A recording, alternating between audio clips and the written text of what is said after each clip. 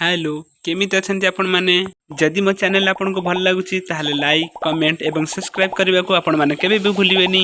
मु आपन को सुनील हाँ आउ सेमान को भी मु बहुत धन्यवाद कहूची जो माने मते एते सहायता करछंती आ सहयोग करछंती। तो आउ डेरी न करी बेसी कथावार्ता नहीं चलंतु देखिबा मो सह आमर से सुंदर कार्टून मनगढ़ा कहानी।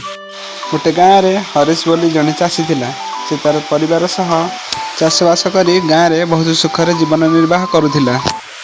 धर्मेश बोली आउ जने सांग से भी निजर ऑटो चलाई निजर परिवार जीवन निर्वाह करुथिला। से दुहे निजर जीवन शैली रे बहुत खुशी रे थिले।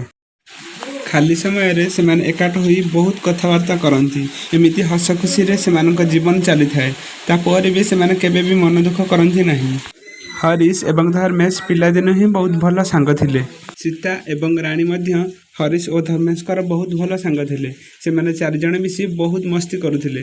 स्कूल ले समस्ते सेमानक कथा सुनुथिले काहेकि ना से माने पाठ पढ़ारे जेमिति द्रुत थिले सेमिति मजा मस्ती रे भी बहुत द्रुत थिले।